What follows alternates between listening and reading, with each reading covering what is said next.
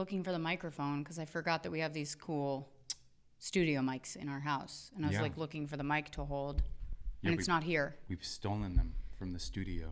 Well, it's another Patreon episode, folks. For you, the patrons. The real ones. The soldiers. That's what they used to have back in the day. You'd have like some rich guy and you'd be like, I'm a poet. And he'd be like, I'll pay you to live in a barn and write poetry. Is that what it was like? Yeah, like a patron of the arts. They would just like support you while you did art. Oh, yeah. And then they would also like give you heroin later. Probably. Yeah. Why heroin? I just feel like that's something that kind of like boomed later on, you know?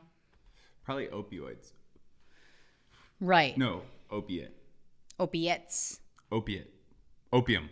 Okay, there it is. Opium, the drug that you used to be able to do. You know who was the number one... What just happened? Did you have a stroke? Well, because I went opioids, and I was like, opiate. Were you looking for like a... I didn't understand what was happening like mentally just now. Because that's the drug. That was like the heroin of like the 1900s.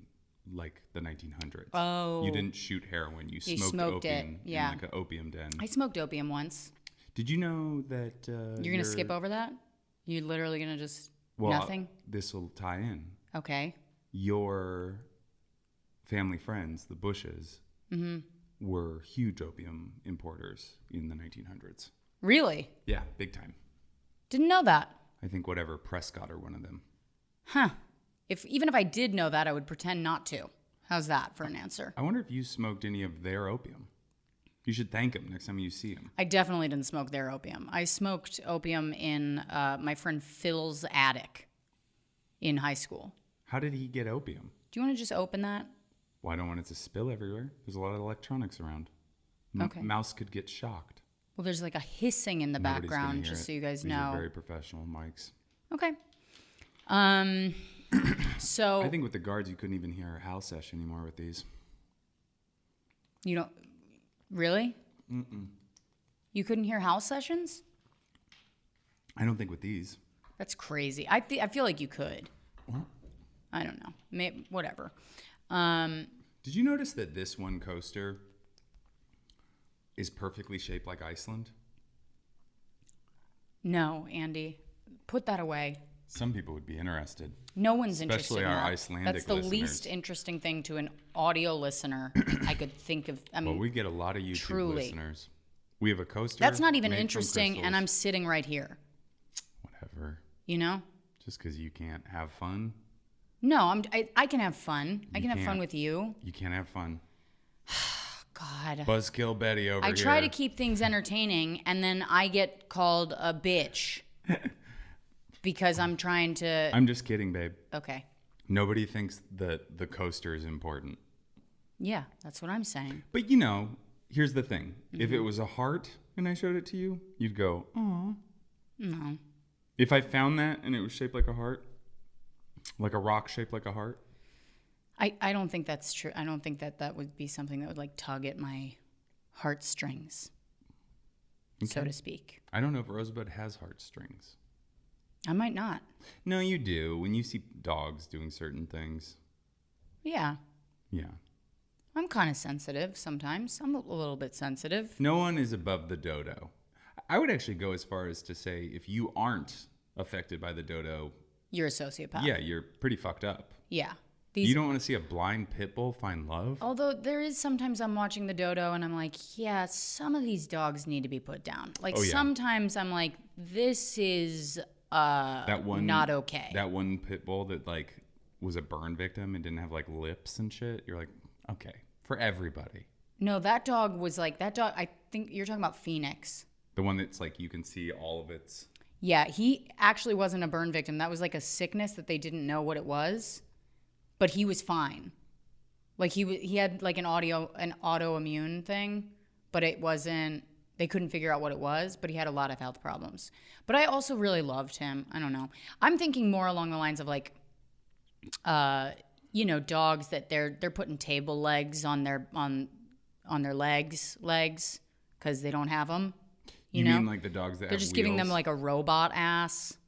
Yeah. You don't think we should have dogs with wheels? No, dogs with wheels is cute, but sometimes you look at these dogs and you're like, what is holding this dog together? Yeah. You know? Yeah, I have a joke about it, about how there's people that will take on animals that will make their lives worse. Like my mom's life is definitely worse for Ren. Oh, yeah. Like Ren, I don't know. And it's weird because like as an animal lover, you go, oh, people are like, we got some serious animal lovers on this podcast, and the listeners to this podcast, and it's weird when you're an animal lover, but you look at someone who's helping an animal and you go like, yeah, you should have stopped like 5 years ago. You know what I mean? Mm-hmm. Like this dog doesn't want to be here. Yeah. You look in the dog's eyes and the dog is screaming, help, please end it. You know? I mean, Mouse sometimes is screaming end it when you just, put her jacket on her though. So That's true. That's true. She hates her fucking jacket. But, anyway. So we're recording this on Sunday, but it'll be coming out Friday, which means when you all hear this, Thanksgiving will have happened. You will have had your opportunity to give thanks. Mm-hmm. And your one opportunity a year. You maybe went home. You probably went home. Let's say you went home. You went to your parents' homes. Or like a sibling, if you're an adult, or maybe an uncle or aunt, in-laws.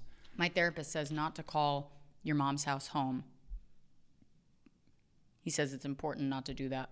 Okay, well. But anyway, go on.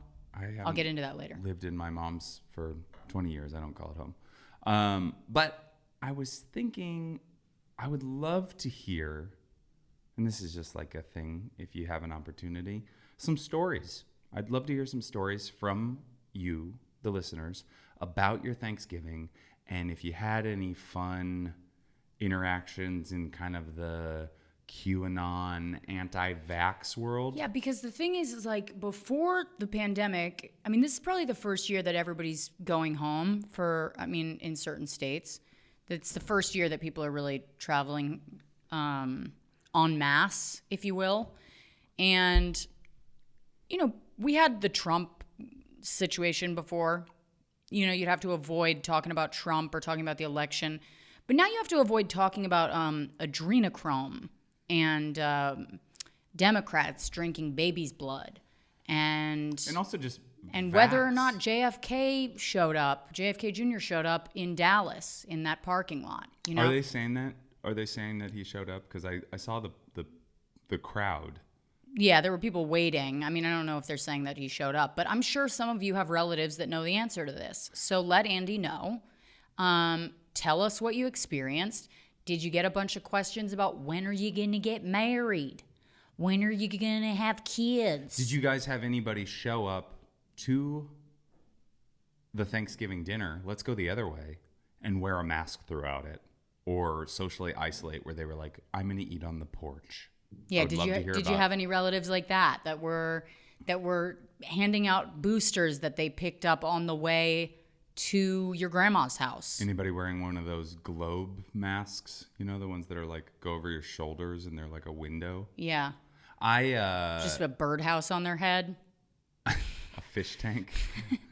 You just have a fish bowl for your head. Yeah. I just forgot what I was going to say. That's Sorry. So annoying. Not you. I'm just annoyed that I forgot it. It had something to do with the virus. Oh. Nope. Not coming back. Thought I had it. It's gone? Thanksgiving's weird. I love Thanksgiving. I think a lot of people hate Thanksgiving. I think especially people that have to drag kids across country. I think that's a real pain in the ass. Yeah. I'm here for all of it. I love a crazy relative. Even if it's like my mom, we've all talked about Anita. She's a bummer. My mom is a classic bummer. She will make a situation awkward. She shut down when Rosebud didn't want to pain eat with her. To what? Pain eat the dessert. Yeah. But I enjoy the holidays because I get to experience that and accept it.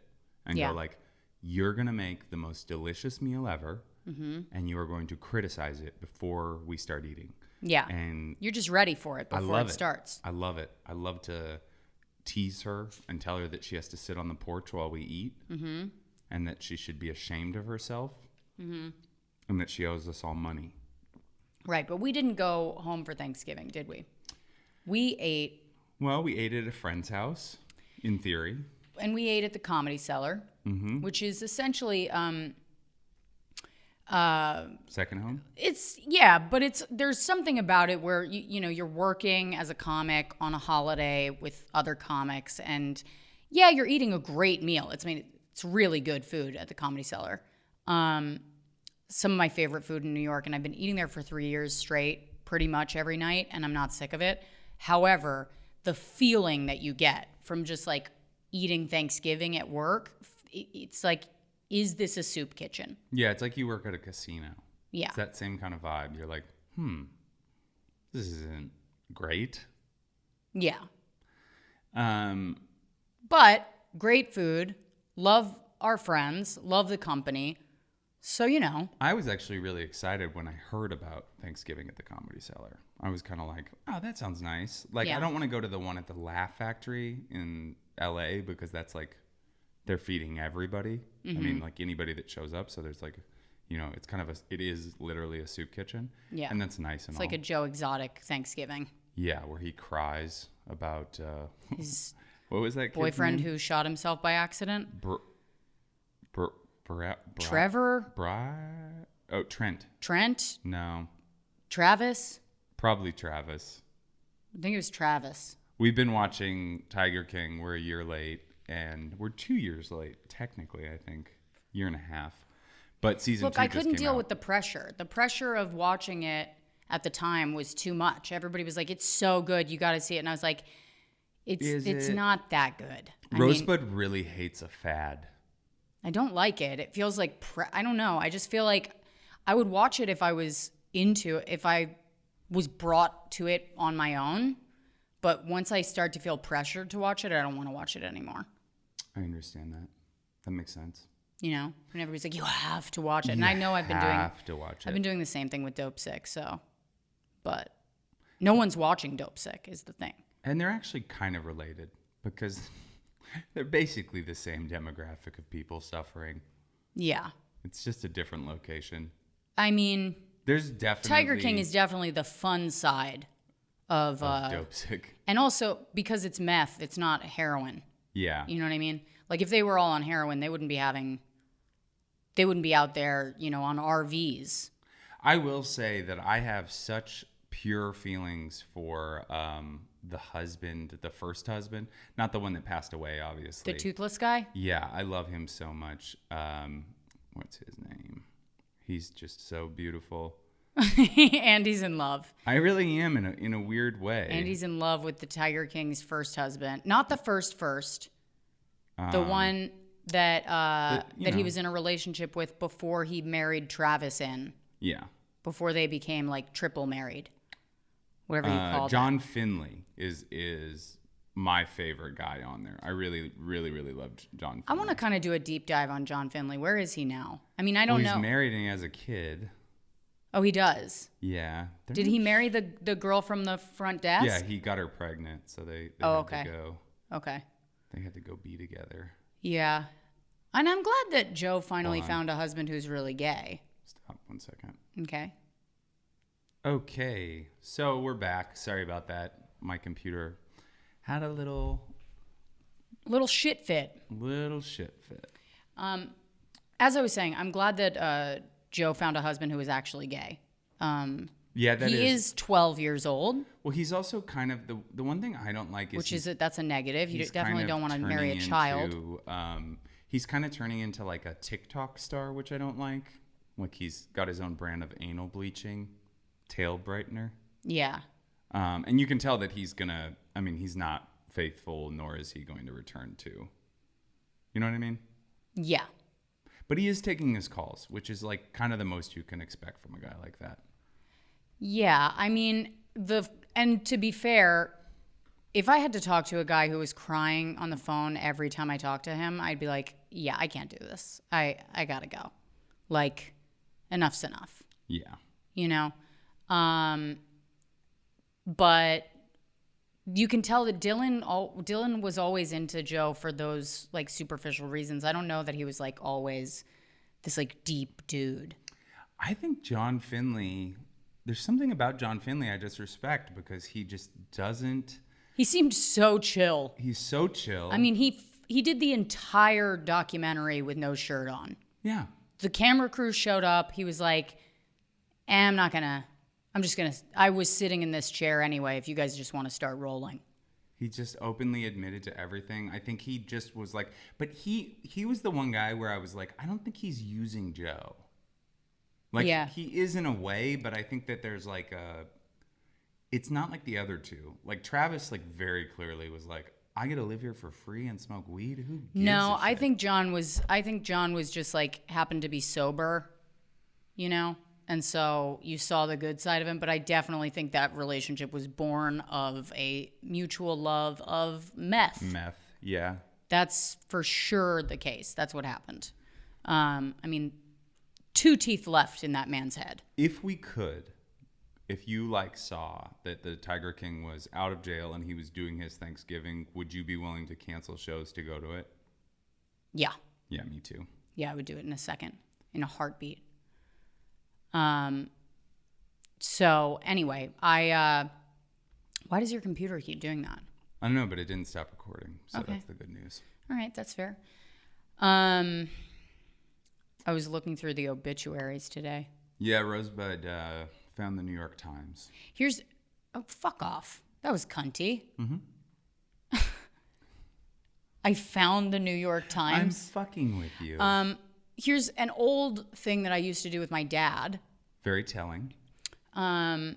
Just sort of one of our favorite pastimes was A, quoting Talladega Nights, and B, going through the obituaries and laughing at them.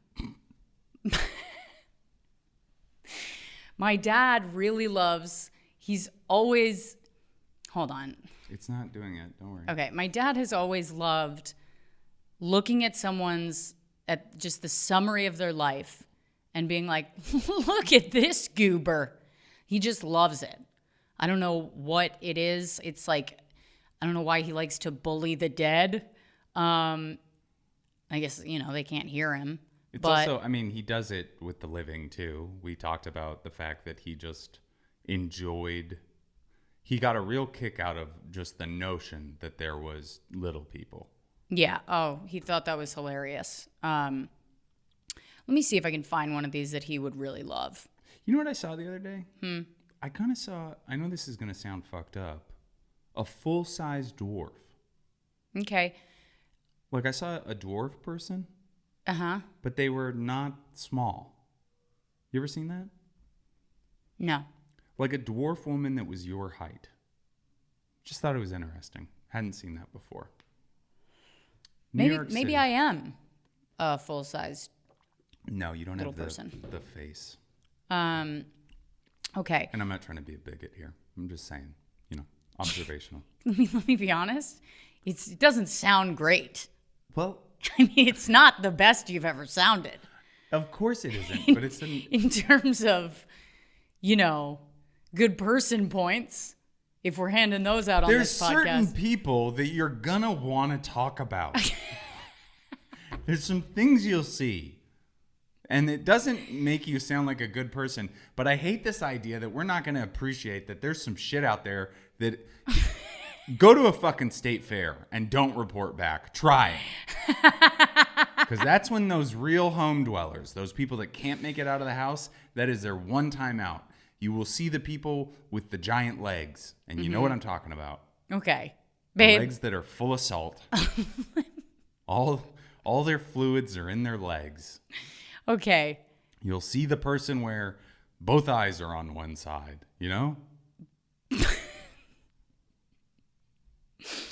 Okay, here's one that my dad would love. Okay. Here's an obit that my dad would really go for. Just the headline alone. Jane Brown Grimes Rare female force in tennis.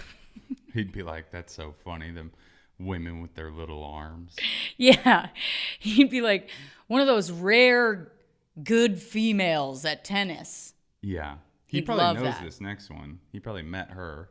Ruth Ann Minner, down-to-earth governor of Delaware. Yeah, just, I mean, considering his proximity to politics and her age. Yeah, I don't know if he knew her. But he just Wait, loves... go back up. That one person had a cool name. Which one? Max One above Cleland? it. Quandra Prettyman?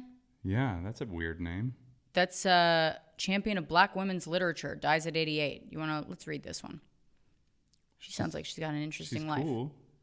I like her. I like her Developed vibe. some of the country's first courses in black women's lit. As the first full-time black faculty member at Barnard College, died on October 21st at her home in Manhattan. She was 88. Her sister, Walton Prettyman, said the cause was cancer. Professor Prettyman arrived at Barnard with its all-female student body in the early 1970s, and her willingness to present literary classics in ways that made them accessible to students, particularly those of color, quickly made her one of the most popular professors on campus.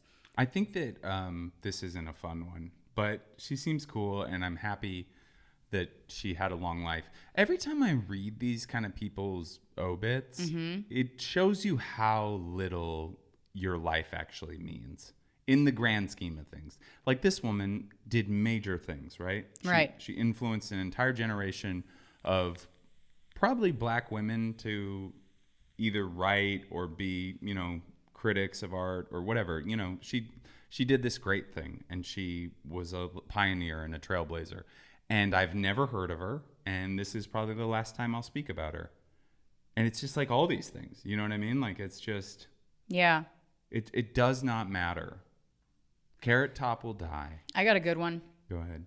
Mark Glaze, influential gun control advocate, dies at 51. How'd he die? You want to guess? Guns? Suicide. Really? Yup. He had been in the Lackawanna County Prison since being arrested on a charge of driving under the influence in September. That's not even that long to be in jail. And wait, hold on. He was a gun control advocate? He was So widely considered a founding figure in the modern gun control movement. Died on October 31st. Oh, that was that's a murder. That guy didn't kill himself. That guy got Epsteined. This is crazy. A the gun veteran control political people. organizer in January 2011, when he joined Mayors Against Illegal Guns, was an organization that was founded by Michael R. Bloomberg and more than a dozen other mayors. Well, I think he got murked, because that's the same thing that happened to my neighbor growing up. He was a big gun rights advocate. What's that called? Not an attorney general. What's an assistant attorney general? Like you're a lawyer for the government, basically. And he got killed by a hitman in his home a block away from my house. Tom Wales, R.I.P. God damn. So you think they're just fucking taking these people out? To some extent, yeah. I think that I think if I You had, think somebody ordered a hit on this guy? yes, definitely. Are you kidding me? Really? Yeah, man, they don't fuck around. These are millions of dollars they're talking about. You think if they can get rid of one guy and that's gonna go away, they won't. But he's do already it? in jail. He's in jail for a DUI. That's a fucking side note. That's weird that he's in jail since September for a DUI. I'm That's telling you. that's crazy. I'm telling you this. Hold on a second. Did we just uncover the next podcast conspiracy? What the fuck is going on?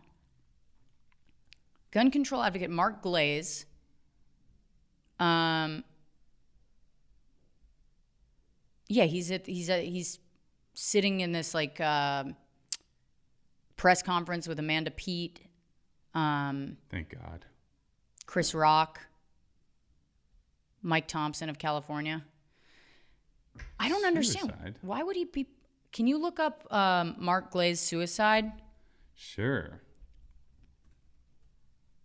This is fucking crazy. Is it with a Z? Yeah. This is weird. By the way, I'm very impressed. If this Whoa, guy's he's like, a fucking babe. he's a fox. Dude, this guy's fucking God cute. damn. Like a Dermot Mulroney kind of type. Holy shit. Campaigner who helped found the modern gun control movement killed himself while being held in jail on a DUI charge. I mean, Jesus Christ. That doesn't check out. A father of one kid, Glazer's reported suffering from addiction and severe depression. That Wait, checks hold out. on. Go up. The 51-year-old had actually killed himself last month while being held at Lackawanna County Prison in Pennsylvania. Father of one kid, suffering from addiction and severe depression. Okay. That feels like... This seems like an op. I'm telling you, this guy did not kill himself. Yeah, I'm telling... Also, like... Wait, hold on. I saw another thing. Addicts do kill themselves, but it's usually by accident. You know? Did you know that... Oh, this is cool. What? Somebody... Did you know what? That Michael K. Williams died of an overdose. I thought it was suicide, but it was an overdose. I did not know that. Uh-huh. That's very sad. Anyway, that's nuts. Yeah. Anyway, so if anybody wants to dig into this, we have a pretty good hunch based on a lot of evidence and good intel that it was a murder. Oh, here we go. Mark Lay's death, suicide or murder. Yeah. This looks like a legit website. I mean, here's the thing that happened. Here, a little context, right? Working off a blueprint provided by Mr. Glaze, the White House, this was Obama's White House, called for a renewed ban on assault weapons, expanded background checks, and other measures. But over the next few months, despite widespread public support, the bill was whittled down by senators from both parties who faced unrelenting pressure from the NRA. By April, even a watered-down measure to improve background checks failed to clear the 60-vote threshold needed to beat a filibuster. It was a stinging defeat for Mr. Obama and the gun control movement, but Mr. Glaze saw a silver lining. He understood what had to be done. He had to beat the NRA at its own game. Rather than focus on Washington and wait for a mass shooting to spur interest in gun control, he would build from the grassroots and create a permanent pressure campaign on politicians at every level, from the White House to city halls. This is a fucking murder. They, for a generation, have had this field to themselves, he said of the NRA in a 2013 interview with the Wall Street Journal. There has really been nothing on the other side in terms of grassroots strength and intensity on most days or support on Election Day. He resigned from the Rabin Group to work full-time for Mayors Against Illegal Guns, hired dozens of staff members, and had more than doubled the number of mayors endorsing the organization. He rallied local activists and put pressure on purple and red state Democrats, who are often most responsive to NRA pressure. And he made himself the face of the movement, going on television talk shows and speaking to any reporter who would listen. Wow. Crazy. This is nuts. Something about this is, killing yourself. Also, just being held on a DUI charge since September for a month, that's kind of nuts. Well, he killed himself a month ago. I mean, yeah, the whole thing doesn't add up. It's fishy, and I'm going to go to Scranton when I go to this school board thing, and I'm going to talk to some people. When are you going to Scranton again? December 6th. Is that real? Yeah. You promise? Why not? I'm not scared. Okay. Any of our listeners live in Bucks County, want to meet me down there? Might need a film guy. You do. Well, if you don't film it, it's going to be nuts. Also, while you're down there, you should just walk up to people and start plugging your dates. You know what I mean? Dates in Seattle. Mm-hmm. Dates. Just go to Scranton to plug your dates in Seattle and Colorado. Yeah. I agree. Do you want to get into some bad advice since we're kind of nearing the end of this? Actually, this is the Patreon, babe. And if you've been paying attention... Oh, yeah, we're going to do childhood trauma. We are going to do... I don't know if that's the title. I think it was childhood shame stories. Whatever. Childhood trauma is a very sad segment. Okay. Here's a childhood shame story. When I was a kid, I was a competitive dancer, which I have so many stories about the madness of that subculture. Anyway, by the way, so do I. I was also a dancer as a child, and it's fucking nuts. Anyways, one time at a dance competition when I was maybe 7 or 8, we were getting ready for the show. My dance teacher had requested we have tendrils around our face for the hairstyle, and we had to have our hairstyles approved by the teacher before going on stage. I was sitting there while my mom... Are you okay? Yeah, I just need to... Don't worry about it. You're shaking the camera. I have to plug the fucking computer in. Okay. Jesus. I was... So they had to have their hairstyles approved by the teacher before going on stage. Yeah. I was sitting there while my mom curled my hair and remember thinking really hard about getting the word tendrils right. But of course I said, Mom, I think I need more testicles hanging by my face. Her and my... She's 7 or 8 years old. Of course I need more testicles. Yeah, of course. Her and my BFF's mom started dying laughing, and I remember instantly knowing I chose the wrong word, and I haven't lived it down to this day.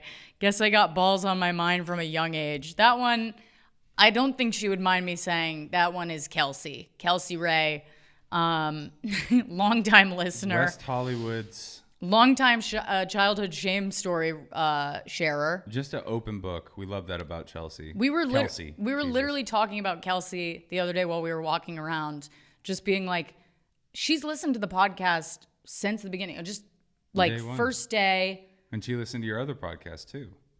Oh yeah, Two Less Lonely Two Girls. Less Lonely Girls. Yeah, and Kelsey, Devil's we don't Advocate. know if you're... Are you going home for Christmas? We don't know if we'll see you at Laughs. She's, she can't talk back to the... Yeah, but she'll let us know. Yeah. Well... Also, we should find Kelsey. Do we know any good men in LA? No. Yeah, good point. No, we don't. And also, I wouldn't want to do that to her. Yeah, that's a like good point. even the best of them, I just wouldn't want to do that to her. Have her supporting man. Oh, somebody had said we got some new reviews, which I'll wait to share until Monday. But somebody had said that they listen every week, hoping that I'm gonna share the info from the Me Also stuff that me and Corinne did. So Corinne and I started a girl band at the end of Two Less Lonely Girls, and we put it together. We made an album. We wrote songs for it, and then these girls all sang these songs, right? It was like a making of the band kind of a thing. Mm-hmm. But here's the thing, and I couldn't really say this on an episode of Two Less Lonely Girls because the guy who we had hired to record it would have been listening. But the guy that we asked to record this album for us was a full-blown fucking hoarder, like a real... I mean, I've never seen anything like it. Was disgusting. I think you talked about this. I did? Yeah, it's okay. We can on go this back podcast? To it. Yeah, way back when. Oh, okay. Because somebody had asked, I think originally, when is that going to come out? Yeah. And I don't think that guy's ever going to get us our stuff. I mean, I think that the album that we recorded is probably in his dog's stomach at this point. Yeah, didn't you say that you couldn't fit into the apartment or No, something? I couldn't. I couldn't even walk inside. I almost barfed. Like Did I it was waiting smell? outside. Yes, it smelled. There was fucking fly paper all over the walls. And you couldn't even see it. Like it was like a surprise to see fly paper just everywhere, covered in flies. What was most of the stuff he was hoarding? Newspapers, boxes? I literally couldn't, Andy, I couldn't even, there was so much shit that I couldn't tell what anything was. You know what I mean? When I go into your closet. Don't even. The way you try to make me sound like a slob on this podcast is a fucking joke. I know you're not a slob, and don't get upset. I'm so clean. And everybody I've ever been with before Andy was like, you're so clean, it's annoying. And then Andy comes in and he's like, oh, she's all over the place. She never does the dishes. I'm like, look. That's the only thing I say, is you don't do the dishes. And I have a joke about it, and that's the only reason I say it. I don't say it to you anymore. I do your dishes. Yeah, thank you. Yeah. You don't do them, actually. We have a dishwasher. You just put them in the dishwasher sometimes. Right. And I do my dishes sometimes, too. It doesn't matter. So it's not important. You're clean. I'm giving you a hard time. That's not okay. This is something that we've talked about, and I haven't talked about on the podcast, is where I will say something You've like, definitely talked about this on the podcast. You're a little dirty. You've and definitely Rosebud will talked go, about this on the podcast. Don't you fucking dare. And then Rosebud will be like, babe, your balding is showing, and it looks like your face is like, you just look like shit right now. Show everybody how you look like shit. And then I'll be like, please don't. And then she's like, what? And then I turn around and I'm like, hey, could you do that dish? And you're like, you think I'm a piece of shit. I don't know what you're talking What about. have I signed up for? Andy, you've signed up for marriage. Every single man in the history of the world has said that the way to live a happy marriage is to just agree with your wife. Yeah, that's true. Okay? You have not nailed that. You're not nailing it. I'm just trying to make you a stronger person. I'm already a very strong person. I don't know about that. No, I think it's that I'm trying to make you a stronger person. I'm very strong. No, you're not. Yes, I am. No, your heart's made of feathers and lettuce. That's bullshit. I go out and I work a manual labor job every day, and then I come home. Yeah, physically. And I do chores. Physically, and then I you're also very strong. do comedy, and I'm doing great. Physically, you're very strong. Emotionally, I'm very strong. Emotionally, you are a down pillow. I got molested in a body cast when I was 8. I think I'm doing all right. Okay? Yeah, I mean... Sorry you had a family tragedy at your country club. Sorry, there's something to say about you being covered in armor while you were being molested. You know what I mean? Okay. There's something to say about that. Okay. Well, this seems like a great joke premise. Okay. So what were we talking about? Childhood shame? Kelsey. Anything? Sorry to anybody who hasn't heard us fight on the podcast yet. Welcome. Now you truly are a beach. New Patreon members. But the point was, nobody's ever going to hear the Me Also tracks. That's my feeling about it. I've asked Corinne about it. I feel like it's a sore subject. Mm-hmm. Corinne is very good at finishing what she starts, and I don't think she saw this being in the cards. I don't think she saw this guy being a full-blown hoarder in the cards for her. But the second we walked in that house, I was like, we're never seeing this. We're never going to see this album. There's no fucking way this is ever getting made. I agree. And it was rough. So. Well, that's good to know. Yeah. Anyhow, I think that's it. I don't know if we have Do you want anything. to plug any dates? I can go I ahead definitely and want to plug the Seattle dates. You and I have New Year's Eve plans. We're going to be in Seattle at Laughs Comedy Club December 31st and January 1st. If you live in Portland, drive down. Get an Airbnb. Bellingham. Make a night of it. Everett. Come hang with us. It's going to be a fucking wild show. Cle Elum. We are going to be up all night, Issaquah. hanging with the fans. Yakima.